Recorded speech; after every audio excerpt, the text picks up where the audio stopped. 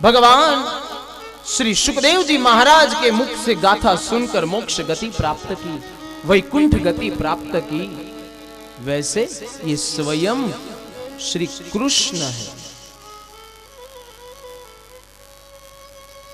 અને ભાગવતજીમાં કેટલાય આપણને ઉદાહરણો જોવા મળશે કે એનું શરણ સ્વીકારે, હરિનું શરણ સ્વીકારે તો મોક્ષ ગતિ તો અવશ્ય મળે, એમાં કોઈ મિનમેખ નથી।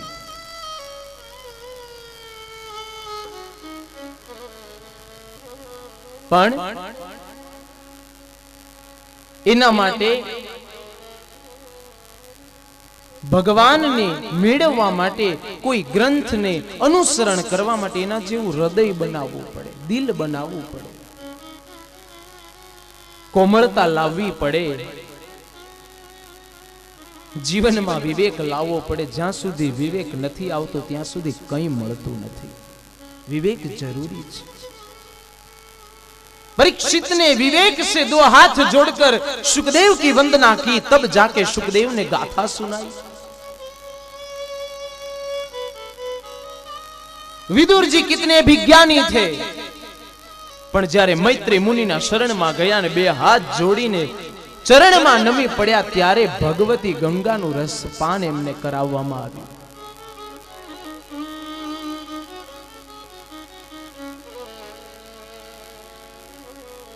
એના માટે એના જેવું દિલ બનાવવું પડે।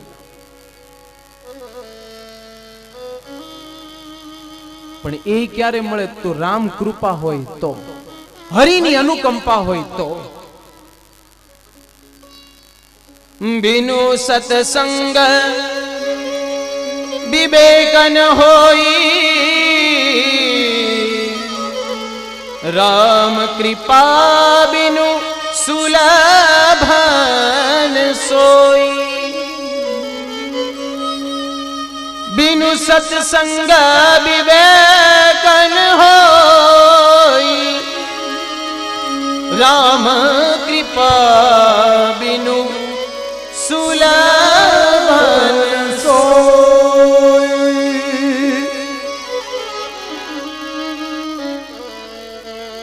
राम कृपा बिनु सुलभन सोई, राम कृपा बिनु सुलभन सोई। भगवाननी अनुकंपा थाय, हरिनी જ્યારે કૃપા ઉતરે ત્યારે જ આ વસ્તુ અને આ ગ્રંથ અને સ્વયં હરિ આપણે ત્યાં બિરાજમાન થાય। આ સત્ય સનાતન છે, કોઈ માને કે ન માને।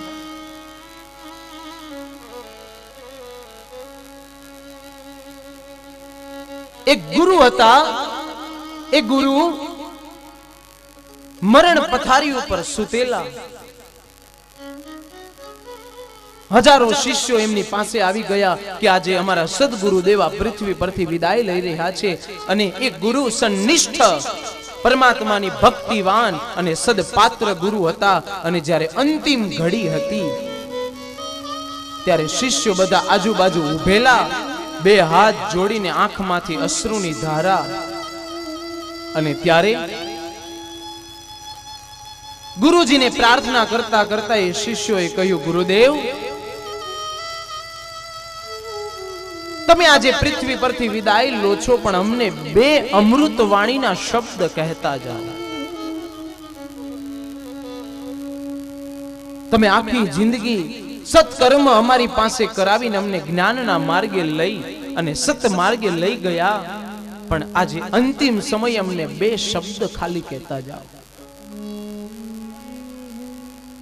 करुणामयी नयनों से गुरु ने देखा, दृष्टि की, शिष्यों की आंख में अश्रुनी धारा छे। भावना ने जोई अने गुरु एटलू ज बोल्या, मर जाओ।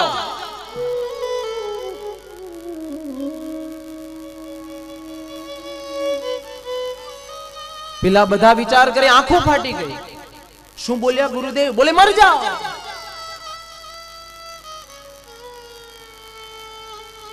विचारवा लग्या कि आ अमृतवाणी मानवी कि आ शाप मानवो कि आशीर्वाद मानवो कि आदेश मानवो।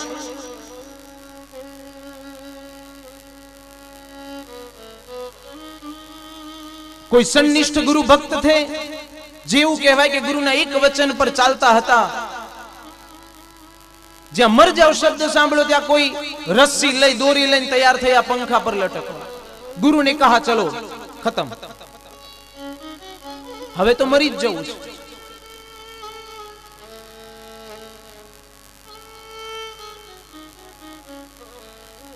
પણ જે જ્ઞાની ભક્ત હતા, જ્ઞાની શિષ્યો હતા,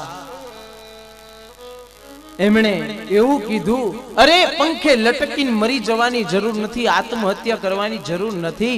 ગુરુએ એવા શબ્દ કહ્યા, મર જાઓ यानी अपने जीवन में से मैं को मारो, उसी का नाम मर जाओ. જ્યારે આ જીવનમાંથી હું પણ નીકળી જાય તો હરિ સામે ચાલીને આવે.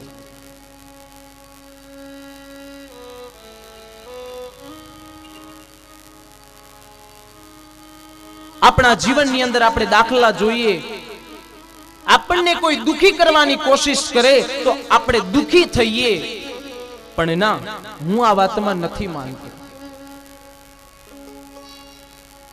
કેમ? કોઈને દુખી કરવા એ સામેવાળાની મરજી, પણ દુખી થવું કે ન થવું એ તો આપણી મરજી. માથે ઓઢવાની ટેવ તો આપણે માનવોને છે.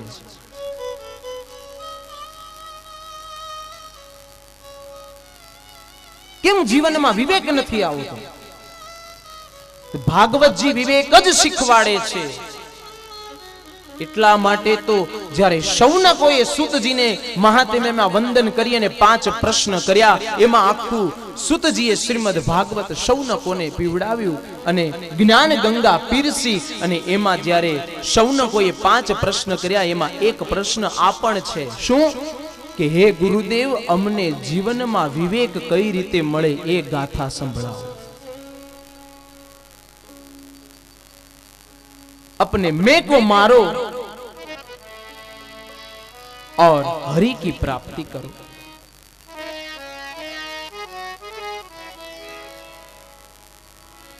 હું પણ છૂટે, મેં કર્યું, હું કરું એની ભાવના છૂટે ત્યારે ભગવાન અવશ્ય ઉદ્ધાર કરે અને કરાવે. અને એની કૃપા છે તો જ આપજે આપણે અહીંયા બેઠા છીએ. એની કૃપા ન હોય તો કંઈ થઈ શકે નહીં.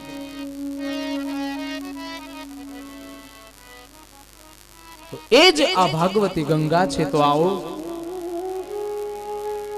7 દિવસ, એટલા માટે 7 દિવસ કહું છું કે આજના સત્રને તો વિરામ થશે, પણ કાલથી પુનઃ 7 દિવસ જ છે આપણી પાસે. અને ખરેખર કહું સત્ય, પરીક્ષિત જ્યારે સુખદેવજી પાસે જ્ઞાન ગંગા સાંભળવા બેઠા, કથા ગંગા, ત્યારે હકીકતમાં આ રીતે જ 7 દિવસ થયા હતા, પૂર્ણ 7 દિવસ. તો આવો ભગવાનની આ 7 દિવસની અમૃત ગાથા જ્ઞાન ગંગા સાંભળતા સાંભળતા, કાન દ્વારા આ ગંગાને પીતા પીતા, આવો ભગવાનનું સ્મરણ સંકીર્તન કરતા કરતા હરિની કથાઓમાં પ્રવેશ કરીએ.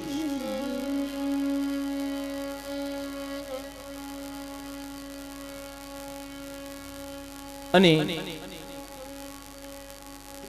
ગામડાની અંદર તો બધાને ખબર જ હોય, પણ એક બહુ સરસ કહેવત છે ગામડાની, મને આજે યાદ આવી કે વડવાઓ એવું કે રોટલામાં ઘી ન ચોપડીએ તો એ રોટલો વાંજ્યો ગણાય. એમ આખા દિવસમાં જો એકવાર હરિનું ભજન ન હોય તો એ દિવસે વાંજ્યો ગણાય. માટે આ જીવનને અવંધ્ય કરવા માટેની ગાથા છે. તો આવો ભગવાન પરમાત્મા ભાગવતજીને વંદન કરી પિતૃઓના મોક્ષાર્થે અને પરમાત્માની પ્રાપ્તિ માટે આવો ભાગવતજીના પ્રારંભની અંદર મહાત્મ્યમાં આપણે પ્રવેશ કરીએ. પ્રથમ તો એ સમજવું પડે કે મહાત્મ્ય એટલે શું.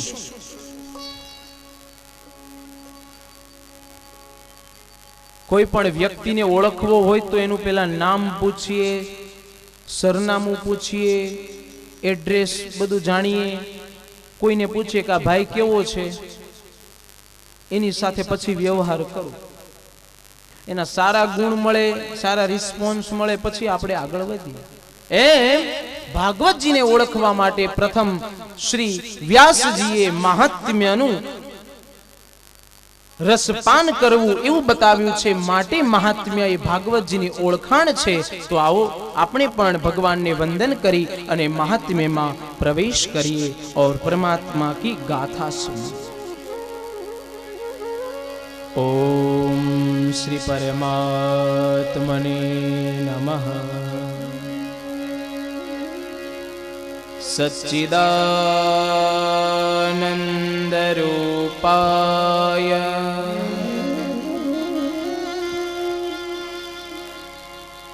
विश्वोत्पत्त्यादि हेतवे तापत्रय विनाशाय श्री कृष्णाय वयं नुमः.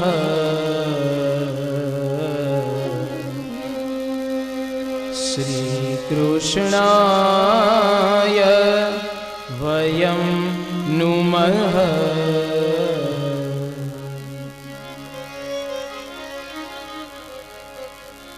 व्यास जी ने महात्म्य में प्रथम ही भगवान नारायण की वंदना थी. આપણે પણ બધાએ ભગવાનને વંદન કર્યા. કેવા નારાયણ છે, કેવા કૃષ્ણ છે એમની વ્યાખ્યા આપી. કેવા કૃષ્ણ? સચ્ચિદાનંદ રૂપાય. કેવા રૂપવાળા? સચ્ચિદાનંદ એટલે એનો અર્થ એવો થાય सत चित्त आनंद की जो प्राप्ति कराने वाले हैं और स्वयं तीनों रूप है, वैसे रूप, वैसे कृष्ण. सत चित्त अने आनंद. सत एटले सत्यता, चित्तमा भगवानना कृष्णना चित्तमा सदैव माटे आनंदनी वृत्ति छे અને સ્વયં પરમાનંદ રૂપ છે, માટે સચ્ચિદાનંદ. એટલે વ્યાસજીએ કીધું સચ્ચિદાનંદ રૂપાય વિશ્વોત્પત્ત્યાદિ હેતવે. એટલે શું? વિશ્વની ઉત્પત્તિ आदि हेतुना कारण थी जे भगवान पृथ्वी पर अवतर्या छे एवा कृष्ण. विश्वोत्पत्त्यादि हेतवे. પછી શું કીધું? તાપત્રય વિનાશાય. તાપત્રય વિનાશાય એનો અર્થ એવો થાય કે જે ત્રણેય તાપોનું શમન કરે છે, ત્રિતાપ શમનાર્થમ એસે કૃષ્ણ. ત્રણ દુઃખોને હરે એવા કૃષ્ણ. એ જ ભાગવત. વિચારજો વ્યાસજીએ કેવા શબ્દ પ્રયોગ કરી અને વ્યાખ્યા આપી, શ્લોક મૂક્યો. તાપત્રય વિનાશાય ત્રિવિધ તાપ શમનાર્થમ. કયા ત્રણ દુઃખ? આધિ, વ્યાધિ અને ઉપાધિ.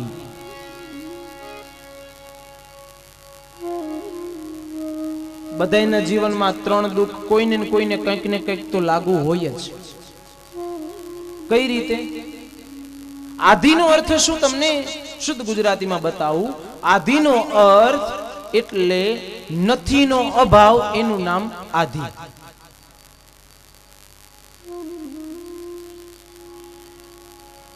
બાજુવાળાને ત્યાં 4 વ્હીલર છે મારે ત્યાં નથી, એ જે દુઃખ થાય એનું નામ આધિ.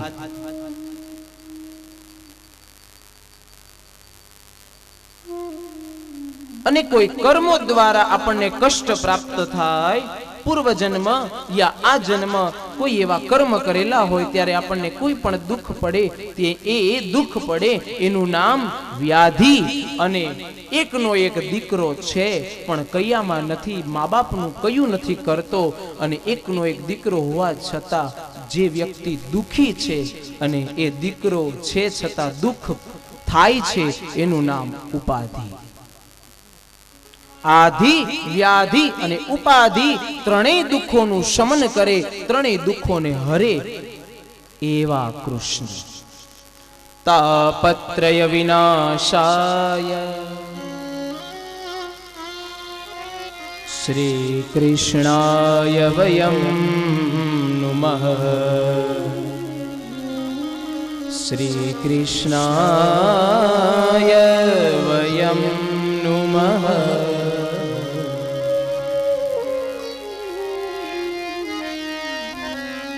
સચ્ચિદાનંદ રૂપાય વિશ્વોત્પત્યાદિ હેતવે.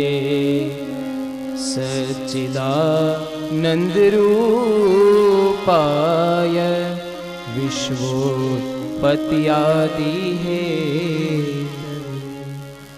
તાપત્રય વિનાશાય શ્રી કૃષ્ણાય વયમ નુમઃ. તાપત્રય વિનાશાય શ્રી કૃષ્ણાય વયમ નુમઃ. સચ્ચિદાનંદ રૂપાય વિશ્વોત્પત્યાદિ હેતવે. સચ્ચિદાનંદ રૂપાય વિશ્વોત્પત્યાદિ હેતવે. તાપત્રય વિનાશાય શ્રી કૃષ્ણાય વયમ નમઃ. વ્યાસજીએ ભાગવતની રચના કરી તો ભગવાનના મહાત્મ્યમાં પહેલા જ શ્લોકમાં વ્યાસજીએ ભગવાનને વંદન કર્યા, પણ એકલા એ નહીં. શું લખ્યું? શ્રી કૃષ્ણાય વયમ નુમઃ. એટલે વ્યાસપીઠ પરથી હું એકલો વંદન નથી કરતો, સૌ શ્રોતાઓ સાથે હું ભગવાન નારાયણના ચરણોમાં વંદના કરું છું. માટે વયમ એટલે અમે બધા નમસ્કાર કરીએ છીએ. શ્રી કૃષ્ણાય વયમ નમઃ. आओ प्रेम से सब साथ मिलकर एक बार भाव से भगवान की वंदना करें. सच्चिदानंद रूपाय विश्वोत्पत्यादि हेतवे. तापत्रय विनाशाय श्री कृष्णाय वयम नुमः. આપણે બધાએ ભગવાનને વંદન કર્યા. એકલા વંદન કરીએ તો કદાચ ભગવાનને એમ થાય, હરિ એવું વિચારે કે આ એકલો કેમ વંદન કરે, અને બધાએ ભેગા મળીને વંદન કરીએ તો ભગવાન જલ્દી સ્વીકારે, કેમ કે સામૂહિક સાધના ગણાય. અને ભગવાનની પ્રાપ્તિ કરવા માટે સરળમાં સરળ ઉપાય હોય તો સામૂહિક સાધના એટલે સંકીર્તન.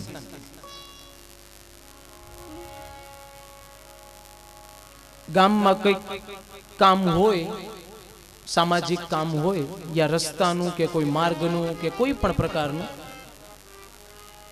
ગામનો એકલો એક વ્યક્તિ જઈને કલેક્ટર ઓફિસે એપ્લિકેશન મૂકે કે કલેક્ટર સાહેબ આ ગામ ફલાણા ગામ અમારા આ ગામમાં આ કાર્ય બાકી છે અથવા તો બગડ્યું છે અને જલ્દીથી તમે તાત્કાલિક વ્યવસ્થિત કરાવો.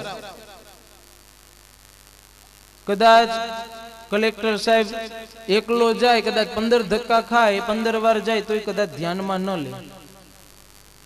પણ ઈ કલેક્ટર પાસે ઈ ગામનો વ્યક્તિ આખા ગામને ભેગા કરે, સરપંચ સાથે બધાય ભેગા મળી અને કલેક્ટર ઓફિસે જાય તો કલેક્ટરને ખુરશીમાંથી ઊભા થઈ જવું પડે અને 24 કલાકમાં એ કામ પૂરું કરાવવું પડે. આ એના જેવી વાત છે. એકલા નહીં, આપણે બધાય ભગવાન હરિને નમસ્કાર કરીએ. માટે શ્રી કૃષ્ણાય વયમ નમઃ, શ્રી કૃષ્ણાય વયમ નમઃ. ભગવાન ઠાકોરજીની વંદના બતાવી અને બીજા વંદન કર્યા છે. જે પરમાત્માના અનન્ય ભક્ત છે, ભગવાન સ્વયં ભાગવત સ્વરૂપ છે, એવા શુકદેવજીની વંદના બતાવી. કેવા શુકદેવ?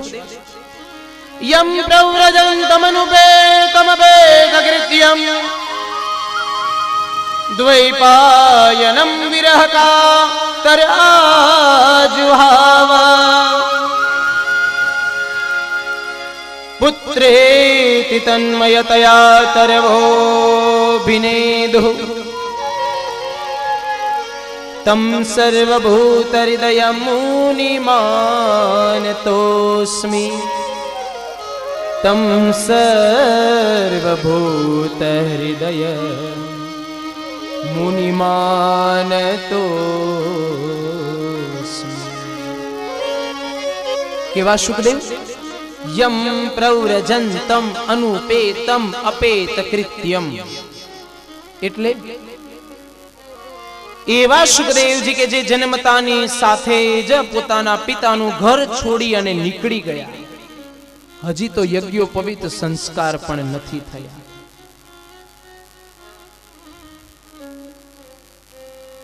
અનુપેતમ અપેતકૃત્યમ, જે સ્વયં બ્રહ્મ સ્વરૂપ છે.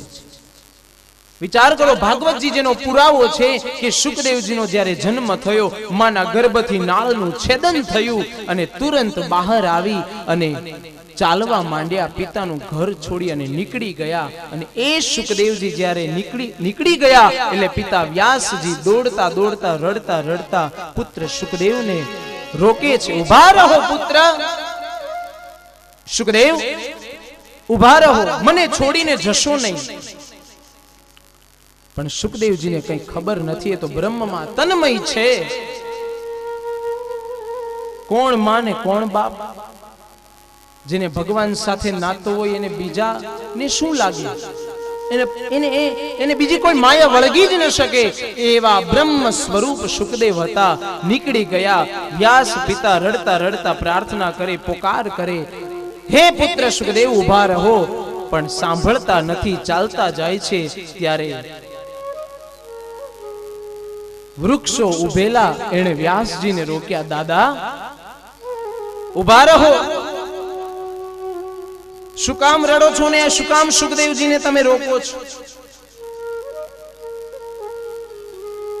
ત્યારે રડતા રડતા વ્યાસજી કહે કે હું પુત્ર પ્રેમમાં પાગલ છું અને એ મારો દીકરો છે, હું કેમ ન એને રોકું? ત્યારે વૃક્ષો જવાબ આપે, હે દાદા વ્યાસ,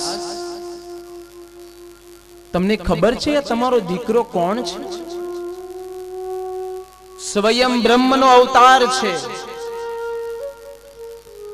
જગતને સત માર્ગે લઈ જવા માટે એનો અવતાર થયો છે. એને જવા દો, એને રોકશો નહીં. તમારો પુત્ર પ્રેમ સાચો, પણ એ જગતના કલ્યાણ માટે જ એનો અવતાર થયો છે, એને જવા દો. અરે દાદા, તમે એક વસ્તુ તો જુઓ, એક વાત તો જુઓ કે અમે વૃક્ષો અમારા જીવનમાં અમારી ડાળીએ આ ફળો આવે, ક્યારે તમે જોયું કે આ ફળ અમે પોતે ખાધા? ના, અમારી ડાળીએ આવનાર ફળ તો આ જગતના જીવો માટે છે, અમારા માટે નથી ખાતા અને અમારા માટે નથી હોતા, જગત માટે છે. માટે તમારા દીકરા તમારા એક માટે નહીં પણ આખા જગત માટે અવતર્યા છે. માટે એને જવા દો, કલ્યાણ માર્ગે જવા દો.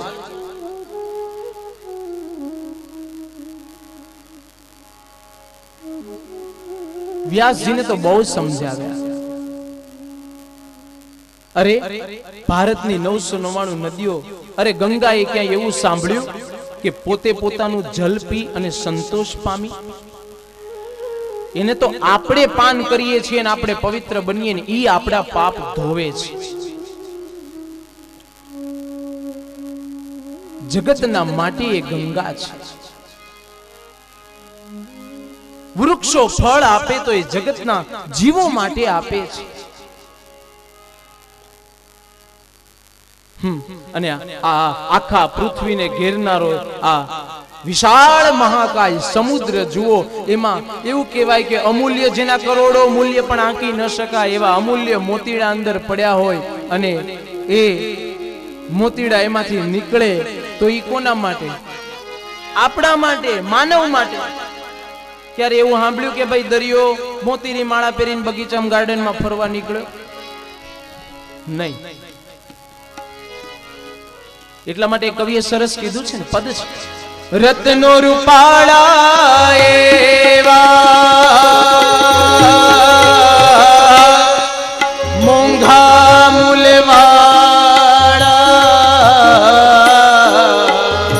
રત્નો રૂપાળા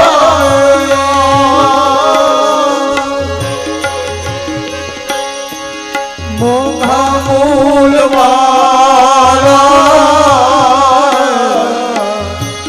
દરિયો પેરે મોતીડાની માળા, ઉપકારી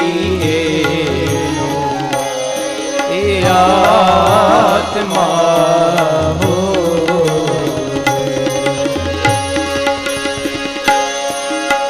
એ ઝાડવા ફળ રે પોતાના નથી ખાતા રે, ઉપકારી આત્મા રે.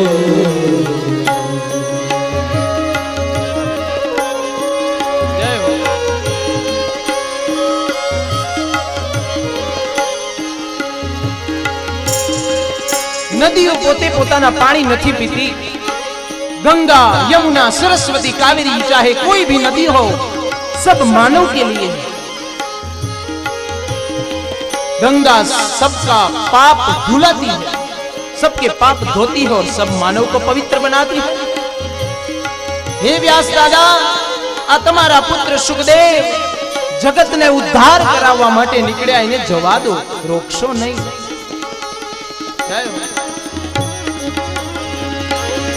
કાવડી દૂધ રે એ પોતાના નથી જોને પીતી રે, ઉપકારી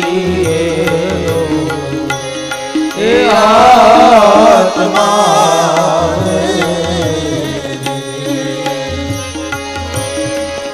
એ જી રે ઝાડવા એ પોતાના ફળ નથી ખાતા રે, ઉપકારી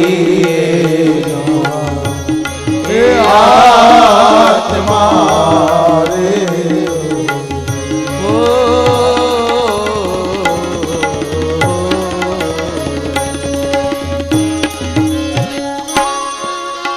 માટે દાદા વ્યાસ પુત્ર સુખદેવ જગતનું કલ્યાણ કરવા જાય છે, એમને જવા દો. પણ વ્યાસજીને જ્યારે બહુ જ્ઞાન આપ્યું ત્યારે વ્યાસજી સમજી ગયા અને એવા સૌના કલ્યાણ અર્થી અવતરેલા સુખદેવજી મહારાજને વંદન કર્યા. અને સુખદેવજી મહારાજની આપણે પણ વંદના કરી. એક બાર પ્રેમ સે જય ઘોષ કરે, બોલીએ શ્રી સુખદેવજી મહારાજ કી જય.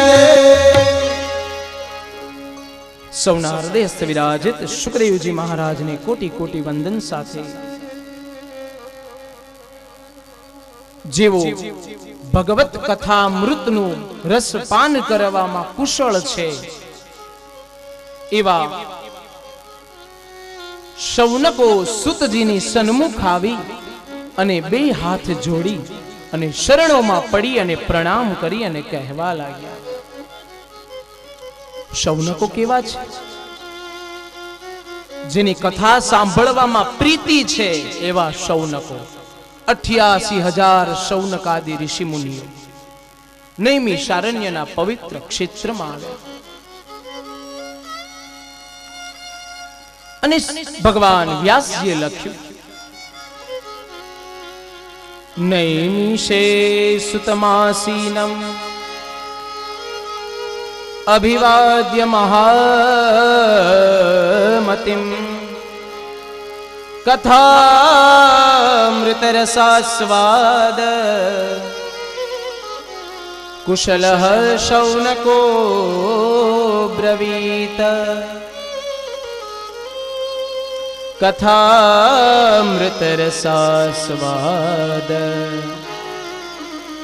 કુશલઃ શૌनको બ્રવીત. જેવો કથા સાંભળવામાં જેમને રસ છે, ભગવાનની ગાથા શ્રવણ કરવામાં પ્રીતિ છે, એવા શૌનકોએ ભગવાન મુનિવર સુતજીને 5 પ્રશ્ન કર્યા અને એ 5 પ્રશ્નના જવાબમાં સુતજીએ આખી ભાગવત ગાથા સંભળાવી. કયા 5 પ્રશ્ન? आओ हम भी 5 श्लोकों का गान करें. शौनक उवाच अज्ञान ध्वांत विद्वांस कोटि सूर्य समप्रभ सुताख्या हि कथा सारम मम कर्ण रसायनम.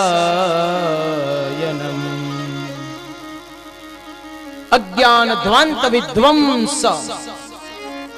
2 હાથ જોડીને શૌનકોએ સુતજીને વંદન કરીને કહ્યું, હે સુતજી,